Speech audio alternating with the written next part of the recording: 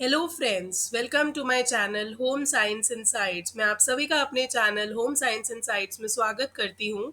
So if you are also preparing for D triple S B T G T domestic science exam, kindly give a like, share and subscribe to the channel so that you can have access to all the free videos which are made for all of you. These are very informative and these are based on the previous year questions which have appeared in domestic science or home science exam. So, all the very best to all of you. Without wasting our time, let us quickly move to the recorded video which I have prepared for all of you. So, we will meet in some time. Question number one, who wrote the book the creation of patriarchy? ये book है, बहुत famous book है, the creation of patriarchy. सो ये book कौन से author ने लिखी है या किसने इस बुक को लिखा है? Let's come to the options. Option number one, Gustave Flaubert. Option two, Ursula K Le Guin. Option three, Leo Tolstoy. And option number four is Gerda Lerner. So the correct answer is option number four, Gerda Lerner द्वारा ये book creation of patriarchy को लिखा गया था। Let's come to question number two. Who defined psychology as the science of mental life, both of its phenomena and their conditions? ऐसे कौन है जिन्होंने साइकोलॉजी को डिफाइन किया है कि वो एक साइंस होती है जिसमें आप मेंटल लाइफ मतलब दोनों का फिनोमिना और उनकी कंडीशंस दोनों रिस्पॉन्सिबल हैं। So let's come to the options. Option number one, Watson. Option two, Dadapani. Option three, Bagga. Option number four is William James. So the correct answer is option number four, William James के द्वारा ये कहा गया है कि psychology जो है वो एक साइंस होती है जिसमें मेंटल लाइफ के बारे में, उसके फिनोमेना और उसकी कंडीशंस के बारे में बताया जाता है। Let's quickly move to the next option. Female infanticide is, female infanticide का क्या मतलब है? सबसे पहले तो आप ये जान लीजिए कि इन्फेंट का मतलब होता है बच्चा जो पैदा हुआ है, नया नया बच्चा है, इन्फेंट है। तो वो फीमेल इन्फेंटिसाइड का मतलब होता है। Let's come to the options. Killing of daughter in law due to dowry, infant और डॉटर इन लॉ का कोई रिलेशन नहीं है। Option two, girl child deprived of education, ये भी रॉन्ग है। Option number three, deliberate killing of new born female child.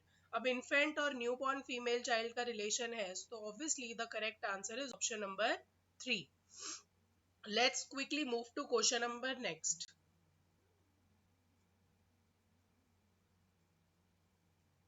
According to NIN 2020, NIN आप सब जानते होंगे, national institute of nutrition. So NIN 2020 के according, how much protein does an Indian child of 4 to 6 years require per day? अगर एक Indian बच्चा है जो कि 4 से 6 साल का है तो उसको कितना प्रोटीन डेली खाना होता है? Option number one, 21 grams। Option two, 15। Option three, 13। Option four, 10। So please remember that 13 grams of protein should have to be consumed by Indian child. Also आपके DSSB 22 में जो एग्जाम हमने फिल किया था और अभी हुआ है 6 जुलाई को, उसमें एक क्वेश्चन था कि एडल्ट्स की प्रोटीन रिक्वायरमेंट कितनी होनी चाहिए, एडल्ट मेल। सो वो आंसर वाज 0.8 पर डे, मतलब 0.8 ग्राम्स पर डे एडल्ट्स को प्रोटीन लेना है। और प्लीज रिमेंबर, उसी से मिलता जुलता क्वेश्चन है, 13 ग्राम्स प्रोटीन जो होता है वो हर एक इंडियन चाइल्ड को लेना चाहिए जो 4 से 6 साल के बीच में एज ग्रुप में आता है। Let's quickly move to the next question. Which out of the following is an important signal processing technique? इसमें से ऐसा कौन सा है जो इम्पॉर्टेंट सिग्नल प्रोसेसिंग टेक्निक है? Option number one, coding. B, modulation. C, pulse modulation. Fourth is sampling. So the correct answer is coding. Coding ही एक इम्पॉर्टेंट सिग्नल होता है जिसमें आपकी प्रोसेसिंग टेक्निक से आपको सिग्नल्स मिलते हैं। Let's quickly move to the next question. What is the correct order in elements of communication system? अगर मैं बात करती हूँ एलिमेंट्स ऑफ कम्युनिकेशन सिस्टम की, तो उसका करेक्ट ऑर्डर क्या होता है? हमेशा ध्यान रखिएगा, सबसे पहले तो आता है सोर्स। सोर्स क्या होता है? जिसके जिसके थ्रू बात आ रही है।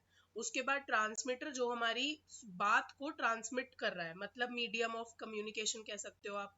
ट्रांसमिशन चैनल, किस वे से हमारी बात जा रही है। एंड फोर्थ इज रिसीवर, कौन है जिस तक हमारी बात जा रही है। सो ऑलवेज रिमेंबर कि सोर्स एंड रिसीवर फर्स्ट और लास्ट होते हैं, उसके बीच में ट्रांसमीटर एंड ट्रांसमिशन चैनल का बहुत बड़ा रोल होता है। So we will not read the options, so option number 3 is the correct answer. Let's quickly move to the next question. Who experimented with a 11-month-old little boy Albert on terms of classical conditioning? ये classical conditioning का concept है जो बहुत famous है. तो इनमें से कौन थे जिन्होंने एल्बर्ट के ऊपर, जो लिटिल बॉय थे उसके ऊपर स्टडी की थी? तो इसमें से कौन थे जिन्होंने एल्बर्ट के ऊपर स्टडी की थी, जो 11 मंथ्स का बच्चा है, बॉय है? So option number 1 Bolboy, option 2 Ivan Pavlov, option 3 Burrus Frederick Skinner, and option number 4 is John Watson. Always remember the correct answer is John Watson. John Watson ने classical conditioning की theory दी थी and Ivan Pavlov ने operant conditioning की theory दी थी. So let's quickly move to the next question. Whose theory of evolution involves the study of genes? Genes के बारे में और environmental mechanism, इन दो चीजों के बारे में बात की है इन्होंने. That underline the universal development of social and cognitive competencies. So basically ऐसी कौन सी theory है जिसमें बात हुई है genes के बारे में और environmental mechanism के बारे में, that underline the universal development, जो बताता है कि यूनिवर्सल डेवलपमेंट कैसे होती है सोशल और कॉग्निटिव कॉम्पिटेंसीज की. Let's come to the options. First option is Tinbergens, second is Darwin, third is Bolbois, fourth is Lornes. So the correct answer is Charles Darwin. You should have studied that before also कि evolution की जो study थी genes के ऊपर वो Charles Darwin ने दी थी. Let's come to the next question. According to UNESCO, which one of the following is not a dimension of sustainable development? Please ध्यान रखिएगा, सस्टेनेबल डेवलपमेंट बहुत इंपॉर्टेंट टॉपिक है एग्जाम के लिए. इस बार भी पेपर में आया था एसडीजी के गोल्स कितने होते हैं, तो आपको पता होना चाहिए कि एसडीजी के गोल्स जो है वो 17 है अभी तक. सो यूनेस्को के अकॉर्डिंग इसमें से कौन सा एसडीजी के अंदर नहीं आता डायमेंशन में? सोसाइटी, इकोनॉमी, एजुकेशन या एनवायरमेंट? बिल्कुल सही है ये. एजुकेशन के बारे में एसडीजी ने ऐसा कोई बात नहीं करी है. So always remember that all the other options are correct. Let's come to the next question. What is a type of communication that is shared by all the machines of a network? ऐसा कौन सा type of communication है जो सारी machines of a network से share होता है? Option number 1 digital, second is point to point and broadcasting, third analog, fourth baseband. So the correct answer is point to point broadcasting. इसमें point to point broadcasting की जाती है. So this is all for today. Welcome back friends. I hope you like today's session.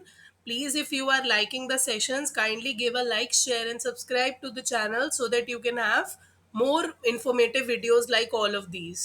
So we will meet in the next video. Till then, take care. Okay, bye bye.